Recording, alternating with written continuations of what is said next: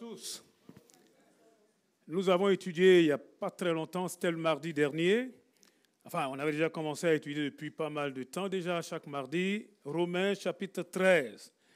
Et c'est lors de cette étude-là que les pensées que je vais partager avec vous ont commencé à mûrir au fond de moi et surtout ont impacté ma vie. Il est écrit dans Romains 13, verset 11, Romains 13, verset 11, « Faites ceci d'autant plus que vous savez en quel temps nous vivons. C'est désormais l'heure de sortir de votre sommeil, car le salut est plus près de vous, de nous, que lorsque nous avons commencé à croire. La nuit tire à sa fin, le jour va se lever. Débarrassons-nous donc de tout ce qui se fait dans les ténèbres et revêtons-nous de l'armure de la lumière. Vivons correctement, comme il convient en plein jour, sans orgie ni beuverie, sans débauche ni immoralité, sans querelle ni jalousie. Revêtez-vous du Seigneur Jésus-Christ et ne vous préoccupez pas de satisfaire les désirs de l'homme livré à lui-même. » Amen. Voilà, ce texte nous dit clairement, c'est l'heure de sortir du sommeil. C'est l'heure de se réveiller. C'est l'heure de vraiment voir des vrais enfants de Dieu qui vivent comme des vrais enfants de Dieu. C'est l'heure de vraiment relever la tête et réaliser qu'il nous faut absolument sortir de la passivité. Malheureusement, il faut le reconnaître, nous sommes un peuple à cause de beaucoup de choses qui est devenu passif, qui est devenu lent à la détente. Nous sommes là en train d'attendre comme un nouveau Messie. Le Messie est déjà venu, nous l'avons chanté. Il a déjà accompli son œuvre à la croix. Il est déjà mort, ressuscité. Il est déjà monté aux cieux. Amen. Il est dans la gloire céleste où il règne. Bien-aimé, il l'a déjà donné. Amen. Dis à ton voisin, il a déjà donné. Amen. Ça ne sert à rien d'attendre encore. Amen. C'est le temps de se réveiller. Alléluia. C'est le temps de se réveiller. Voyez-vous, nous chantons, Dieu est vraiment tout-puissant. Il peut tout. Alléluia. Il peut tout. Rien ne lui est impossible. Mais avec ça, là, ça ne suffit pas. Amen. Avec ça, là, notre vie, elle reste comme elle est. Vous voyez? Parce que ce chant-là, c'est un chant qui, finalement, révèle quelque chose qui montre que nous sommes devenus très passifs. Bien sûr que Dieu est tout-puissant. Bien sûr que Dieu peut tout. Mais Dieu ne viendra pas encore pour refaire cela. Amen. Parce que la réalité, c'est qu'il a déjà déposé en chacun d'entre nous sa vie, sa puissance. Amen. Dieu a fait sa part. Aujourd'hui, ce qu'il attend, c'est que toi et moi, nous puissions faire notre part. Amen. Dis à celui qui est à côté de toi, fais ta part, mon ami. Fais ta part. Alléluia.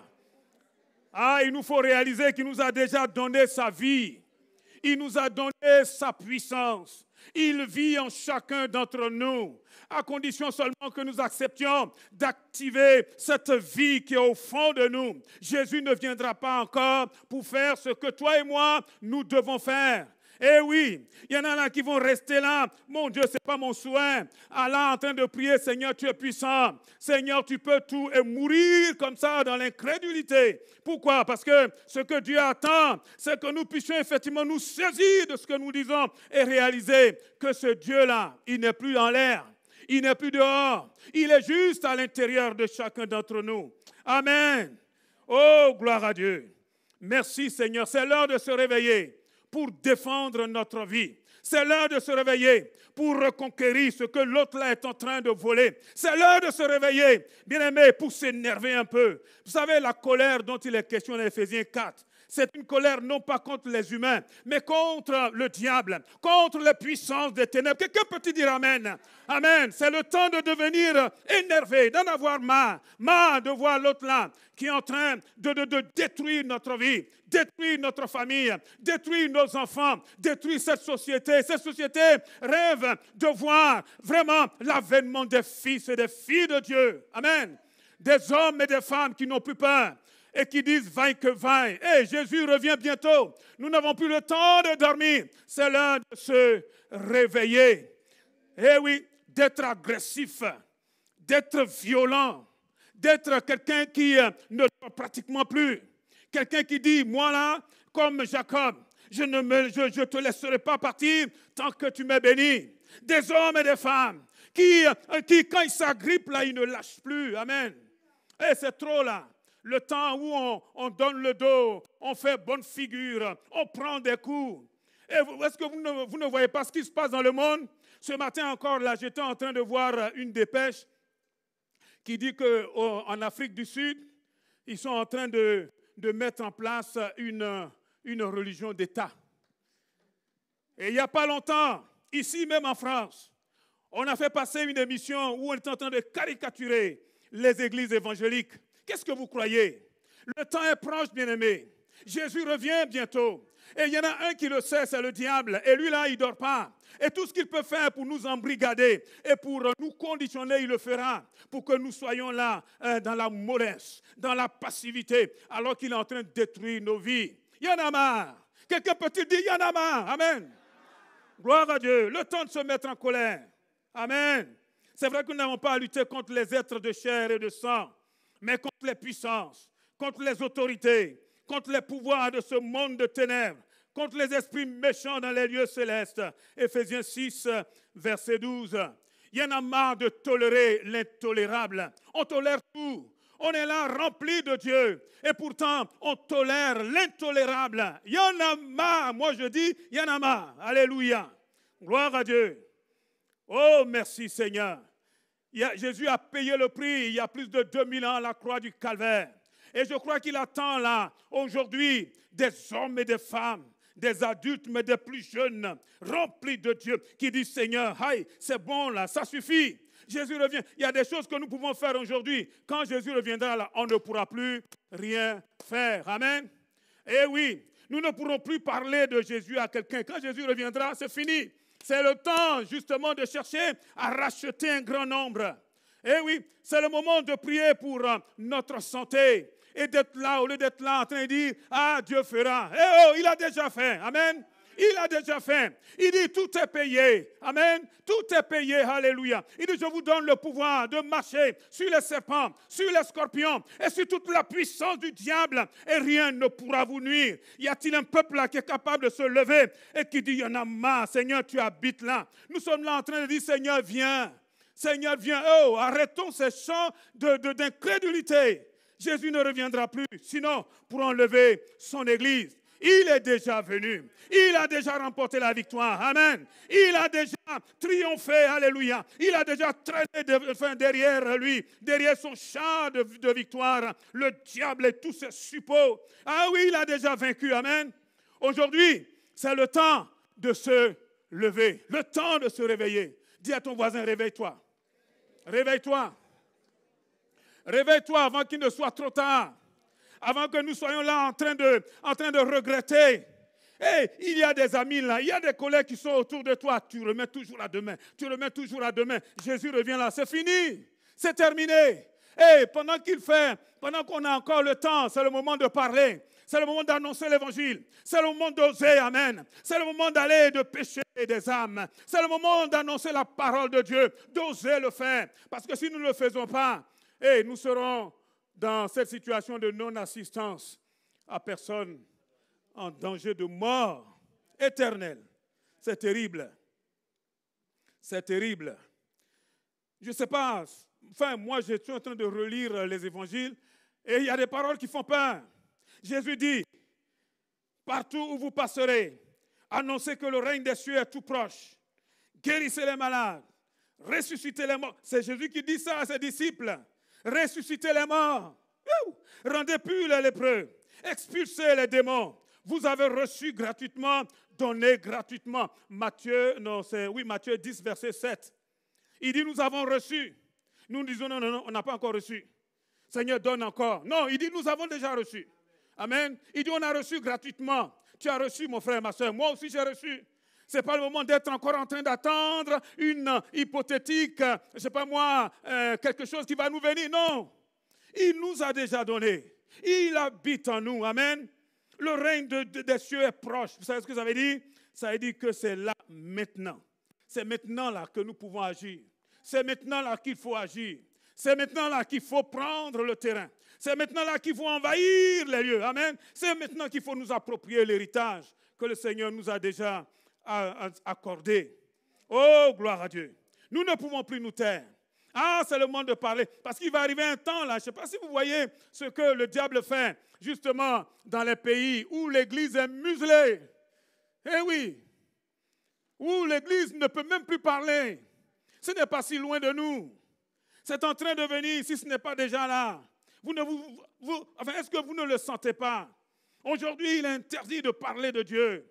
On veut nous conditionner. On veut que nous puissions marcher là, je ne sais pas moi, d'une façon, je mets cette tête en bas, je ne sais pas quoi. Vivre comme des cochons, vivre comme des animaux, et même les animaux ne vivent pas comme ça. Et on veut nous conditionner. Et c'est nous qui avons la parole de vie, excusez-moi. C'est nous qui pouvons parler. C'est nous qui pouvons autoriser. Le Seigneur nous a donné son autorité. Amen. Non pas pour que nous soyons là en train de chanter de beaux chants. Il y en a marre des beaux chants. Excusez-moi. Hey, nous avons besoin d'un peuple qui non seulement chante, mais qui commence à agir. Amen. Ah, c'est le temps d'agir. C'est le temps de récupérer tout ce que l'autre est en train de nous prendre. Amen. On est là, nos prières, c'est pour faire pitié. Ah, Seigneur, aie pitié de moi. Mon Dieu, le Seigneur dit, guérissez les malades, ressuscitez les morts. Vous savez quoi? Le Seigneur ne viendra pas encore. Il ne viendra pas encore pour faire ce que nous devons faire. Il y a la part de Dieu. Et il y a ma part. La part de Dieu, la part de Jésus, c'est d'aller à la croix, de payer pour nous. Amen. D'aller à la croix et d'enchaîner le diable, de briser le carcan des ténèbres et de dire, je vous donne le pouvoir. Et il nous a fait la passe. Maintenant, c'est à toi et moi. Si nous ne faisons rien, nous pouvons crier, Seigneur, viens. Il ne viendra pas, sinon pour enlever son église. C'est à nous de nous lever. C'est à nous de prendre le territoire. C'est à nous de dire, Seigneur, nous sommes là pour toi. Amen. Vous allez voir, lorsque nous nous levons, l'autre là qui est en train de faire comme s'il était un lion, il va se calmer parce qu'il va voir que le vrai lion, il est en toi. Dis Amen, dis Amen, dis Amen. Alléluia. Oh, gloire à Dieu. Regardez, Pierre et Jean montaient au temple pour la prière à 3 heures de l'après-midi. Acte chapitre 3, verset 1er. On était juste en train d'y porter un infirme. C'était un homme paralysé depuis sa naissance.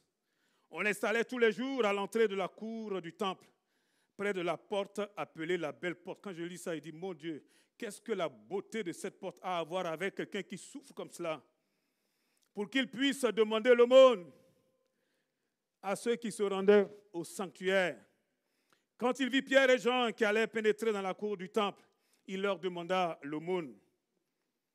Les deux apôtres fixèrent sur lui, les yeux sur lui. « Regarde-nous », lui dit Pierre. L'infirme les regarda attentivement.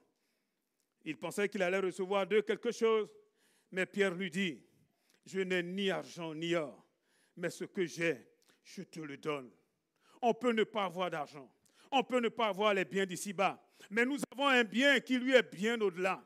Ce que j'ai, c'est la vie de Dieu. Ce que j'ai, c'est le ressuscité en moi. Ce que j'ai, c'est le Saint-Esprit en moi. Alléluia. Tout comme Pierre et Jean. Il dit, je te le donne. Remarquez qu'il n'a même pas prié. Il a saisi le bonhomme là. Il a dit, allez, debout. Et il a mis debout. Et Dieu cherche des hommes et des femmes qui osent. Et dès que nous allons à contre-courant, nous allons voir quoi? Nous allons voir que le Seigneur, il est déjà là. Amen. Amen. Oh, gloire à Dieu. Je suis sûr que je crois que c'est dans Marc chapitre 4, à partir du verset 35, mais je n'ai pas envie de le lire, où Jésus et ses disciples sont sur cette barque. Jésus est en train de dormir et le vent là qui commence à souffler, la tempête qui se lève et Jésus est en train de dormir. Et les disciples, bien sûr, commencent à faire ce qu'ils peuvent faire dans la chair, quoi. Ce sont des pros de la pêche. Ils sont habitués à ces choses-là. Mais ils se rendent bien compte que là, ce n'est plus tout à fait pareil. Il y a comme quelqu'un là qui s'est levé pour essayer de tuer le Fils de Dieu, en fait. La réalité, la cible, c'était Jésus, en fait. Et Jésus se lève. Qu'est-ce qu'il fait? Il menace le vent. Il menace la mer. Et tout redevient tranquille, calme. Vous savez ce qu'il reproche à ses disciples? Il espérait, il pensait que l'un d'entre eux allait faire ce que lui l'a fait. Que l'un d'entre eux allait sauter là pour dire, « Hey, tempête, tais-toi! Et toi, mais silence! » C'est ça qu'il attendait. Et c'est ce qu'il attend de chacun d'entre nous. D'être là en train de dire, « Seigneur, on meurt, on est en train de mourir. On est en train de mourir. Ah, au secours. Et si nous continuons à prier comme ça, nous allons mourir dans l'incrédulité. Ce que Dieu attend, c'est des hommes qui en ont marre, des femmes qui en ont marre, qui sont fatigués de prendre des coups. Bien-aimés, c'est à nous de donner les coups. Le temps est venu de donner des coups. Amen. Le temps est venu d'aller et d'oser et de rentrer là et récupérer tout ce que l'autre est en train de prendre. Il a déjà payé pour notre santé. Il a déjà payé pour notre vie. Il y en a marre, je n'accepte plus ces dialyses. Ah, il y en a marre, il y en a marre, il y en a marre de ces cancers. Jésus nous donne la victoire sur le cancer. Quelqu'un peut-te dire amen? Alléluia. Et ce n'est pas moi, c'est Jésus. Il habite en nous. Regardez ce que Pierre fait. Au nom de Jésus-Christ. Ouais, il dit, je n'ai rien, ni or, ni argent. Il le saisit là, il dit, allez, debout. Debout. Nous sommes là en train de prier, de jeûner. Il faut prier, il faut jeûner, c'est important. Mais je crois que ce que Dieu attend, c'est une démonstration d'esprit et de puissance. Ce que Dieu attend, c'est une démonstration de la parole de Dieu. Amen. La parole. Rien que cela. Ah, je n'ai pas bien dormi parce que tout ça, ça me fait mal au ventre.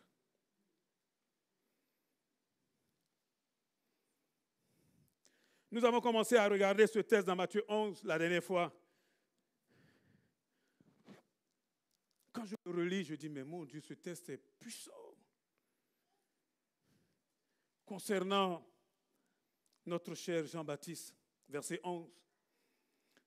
Jésus dit, vraiment, je vous l'assure, parmi tous les hommes qui sont nés d'une femme, il n'en a pas eu aucun de plus grand que Jean-Baptiste. Hein? Et pourtant, le plus petit dans le royaume des cieux est plus grand que lui. Je ne sais pas si vous comprenez ça.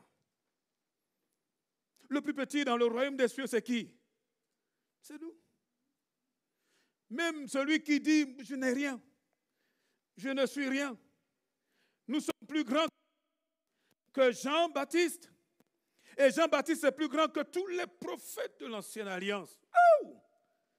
Ça veut dire que finalement, excusez-moi, nous sommes là en train de regarder la liste des héros de la foi. Combien nous sommes émerveillés quand nous entendons parler d'Abraham, de Moïse. Mais c'est rien devant Jean-Baptiste. Et le Seigneur est en train de dire que nous sommes plus grands que Jean-Baptiste. Oh mon Dieu, ouvre mes yeux, ouvre mon cœur. Amen. Nous sommes là en train d'envier Élie. Et qui peut faire comme Élie? Il est en train de nous dire là que celui qui est en nous là, il est beaucoup, beaucoup plus grand qu'Élie. Quelqu'un peut dire amen.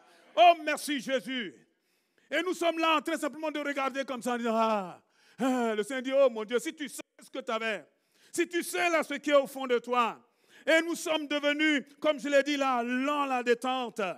Nous sommes là en train de promener des regards. Oh, qui est-ce qui va m'aider? Oh, qui est-ce qui va m'aider? Nous sommes là en train de remettre à demain. Le Seigneur nous dit, pourtant, le plus petit dans le royaume des cieux est plus grand que Jean-Baptiste.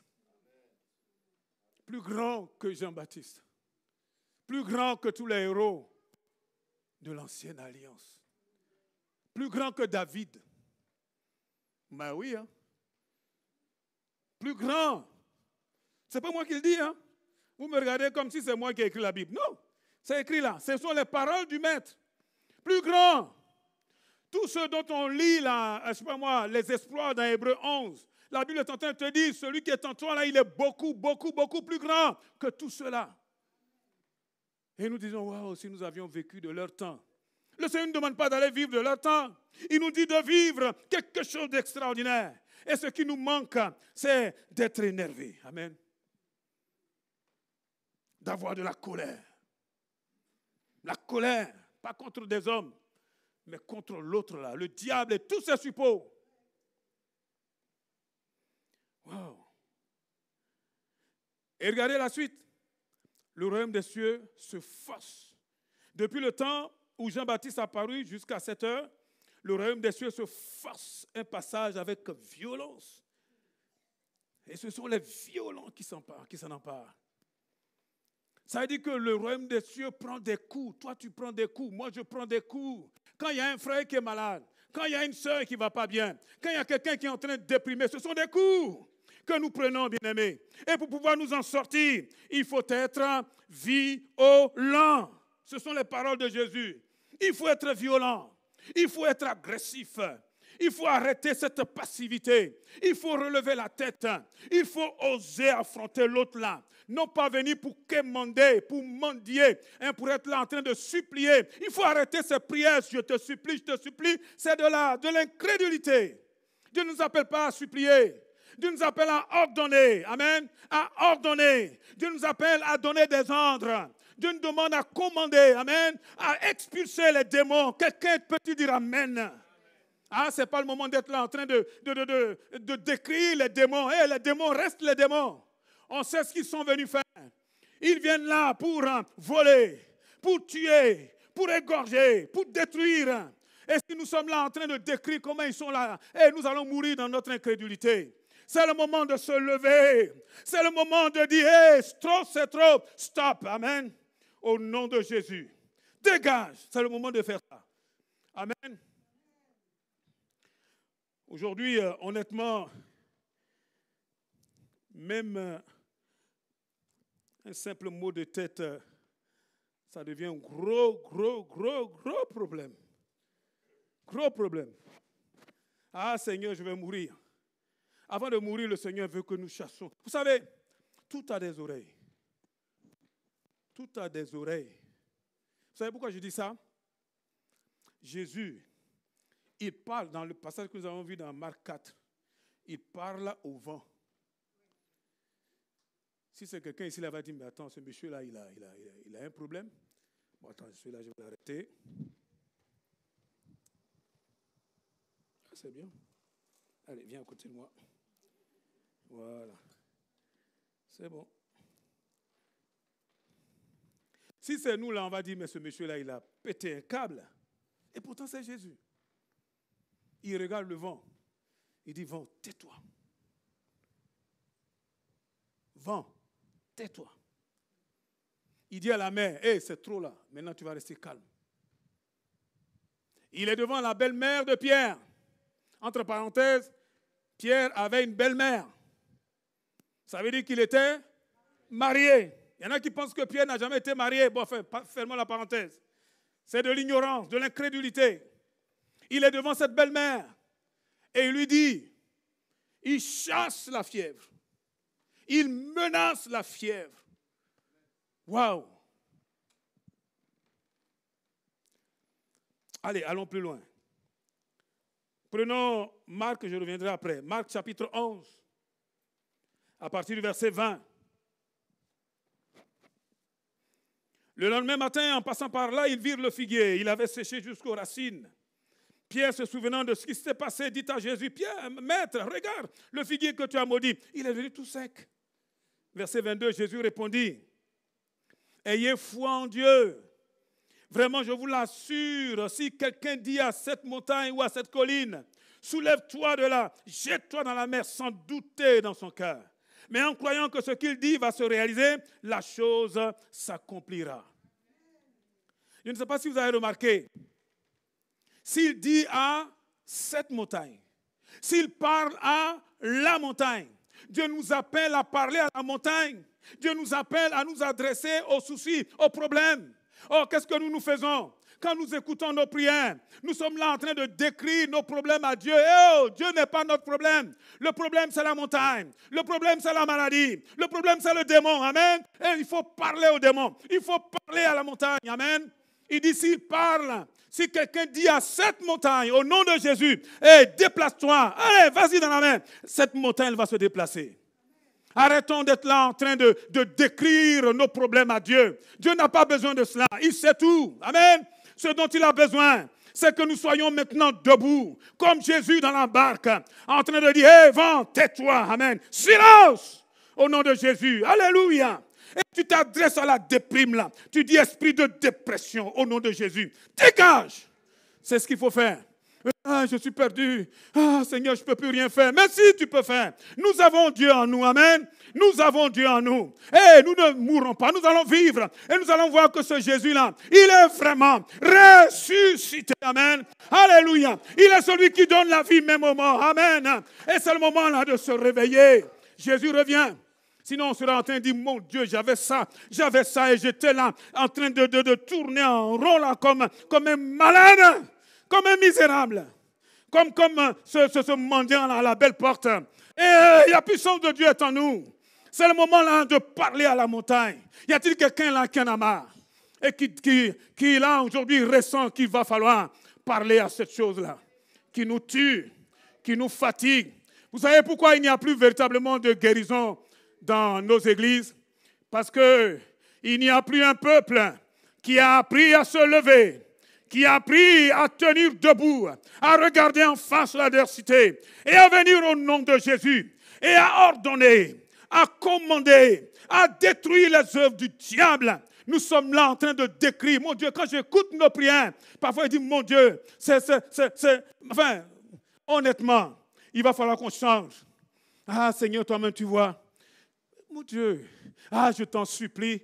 En bon. Vous savez quoi? La pitié, ça n'arrête jamais la main de Dieu. La pitié, jamais. Jamais. Bartimée était assis là, au bord du chemin.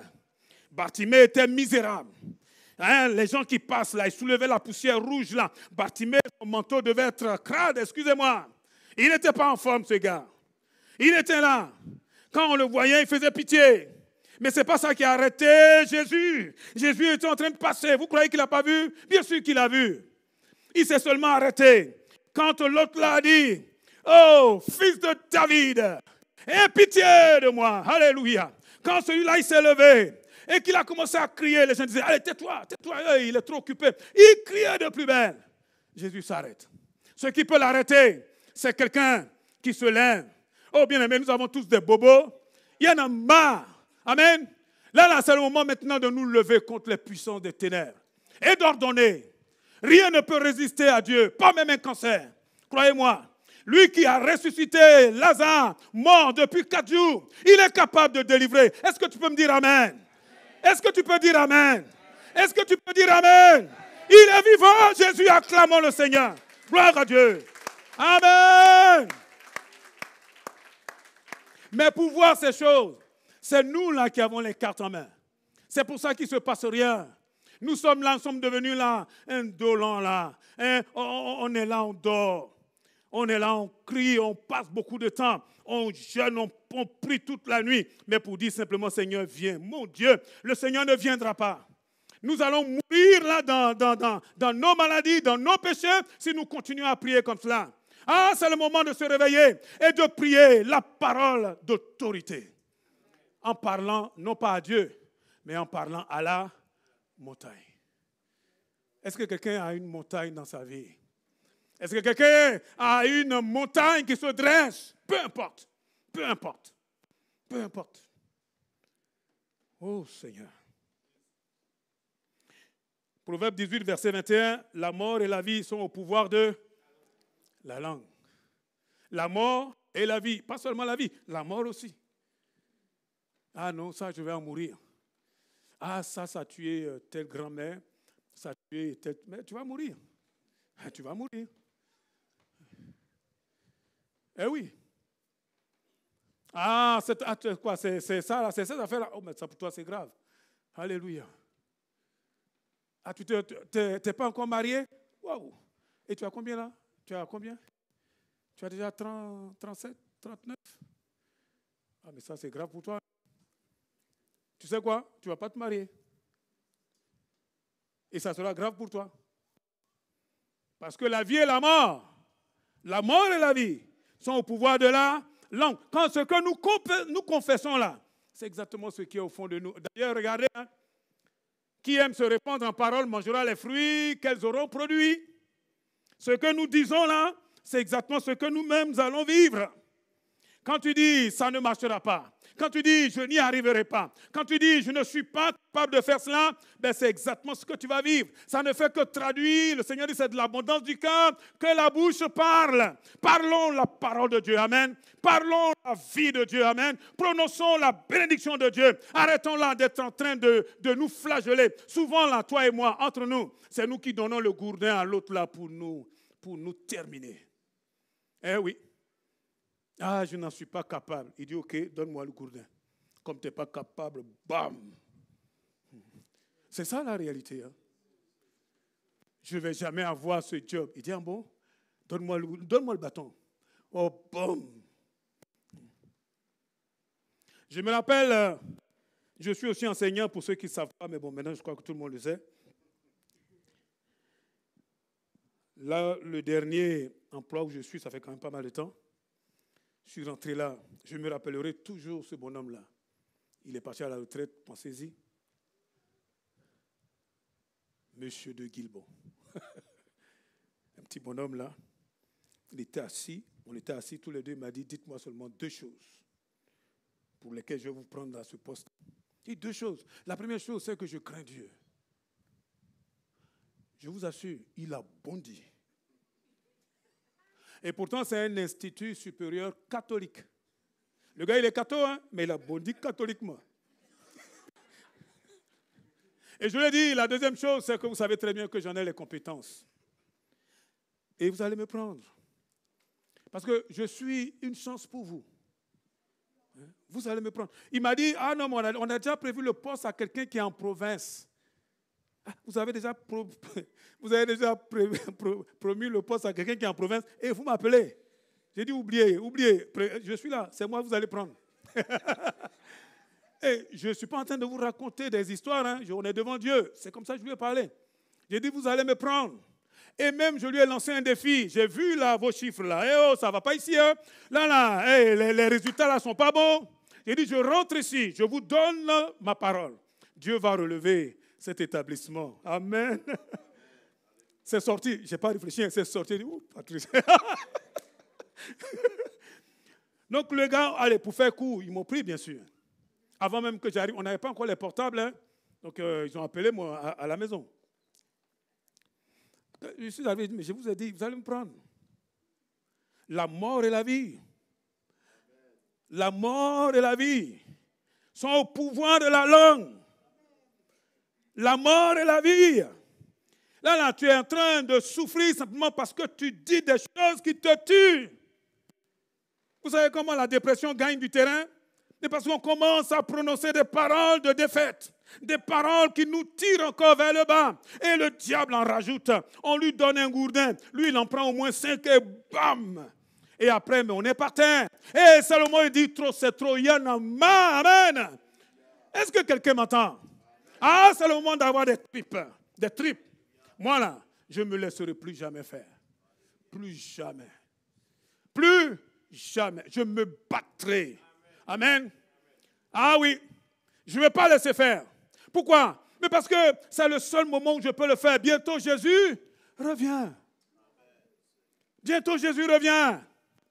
Tu es là, oui. Je ne peux pas dire à mon collègue là, Jésus, c'est compliqué. Ah bon? C'est quand Jésus va revenir là que tu vas aller lui parler? On sera déjà parti, hein? Et nous avons peur des gens. Et ton problème, c'est que tu as peur des gens. Je te regarde dans les yeux là, tu as peur. Peur de dire ce que ce Jésus fait à toi.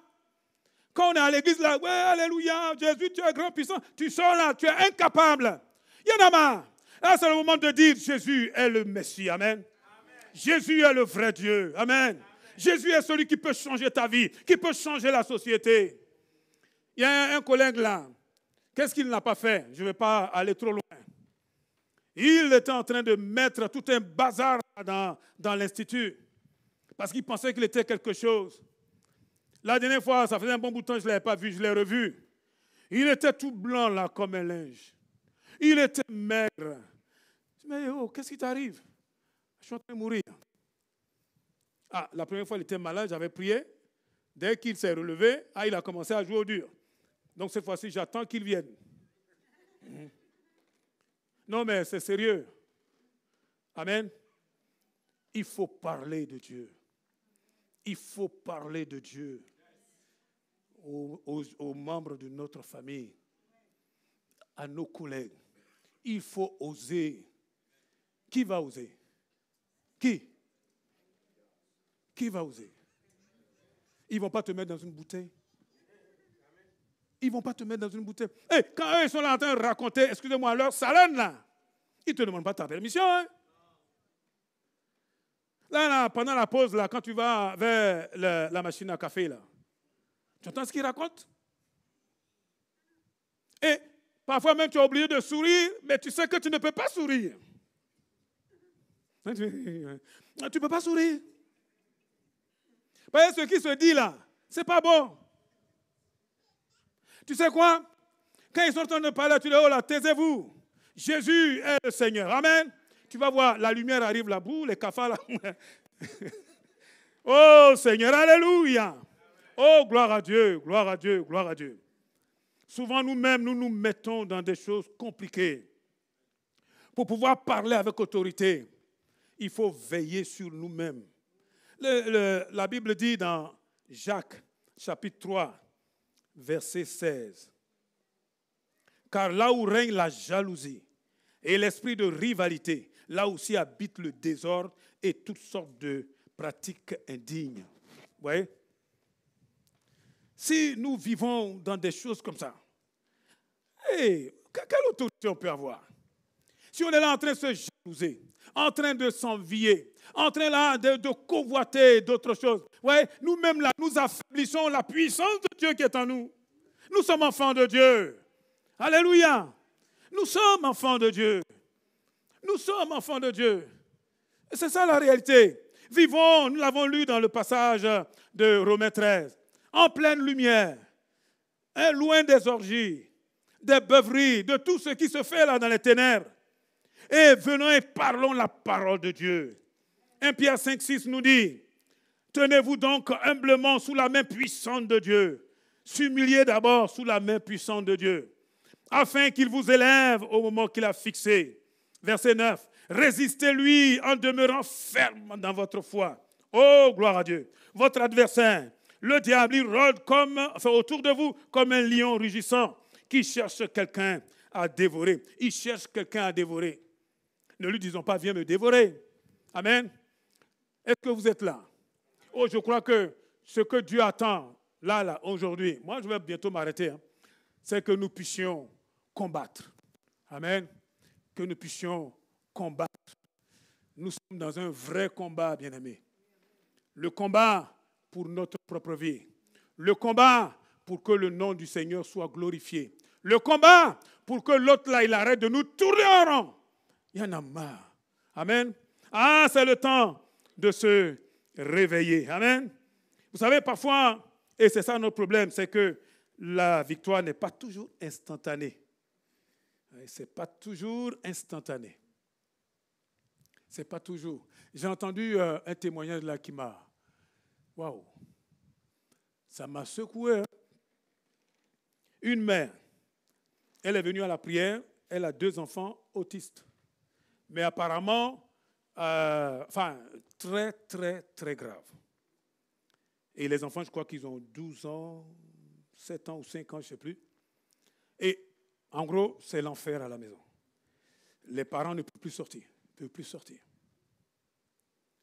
Et finalement, quand elle est venue même à la prière, cette maman, elle est venue là, elle est complètement brisée, quoi. Et ils n'ont plus de vie. Tout tourne autour des enfants. Ils n'ont pas de vie sociale. Hein? À la maison, là, ils ne dorment pas. Toujours en train de pousser des cris, de hurler. Et cette maman-là vient à la prière. Et le pasteur qui était là, il dit, j'avais pas beaucoup de temps. Et il a dit, au nom de Jésus, tes enfants sont guéris. Et puis il a salué et dit, ok, bienvenue à cette maman-là dont les enfants sont redevenus tout à fait normaux. En quelques fractions de secondes. Hein. Puis la maman, elle dit, ah bon? Elle a saisi ça et puis elle est rentrée chez elle. Et elle dit, ah bon, ça se passe par la parole. Ah oui. Et elle a commencé à parler à ses enfants, à prêcher à ses enfants. 1 jour, 2 jours, plusieurs mois. Elle a commencé. Vous savez quoi? Aujourd'hui, je vous parle. Les enfants sont normaux. Ils ont même fait des études. Ils travaillent. Je ne vous parle pas du XVIe siècle. Hein? Je vous parle là de maintenant. Pendant que nous sommes là en train de dire, ah, c'est trop fort. Ah non, je ne vais pas y arriver. Hé, une maman. Est-ce qu'il y a des mamans dans cette salle dont le cœur vibre?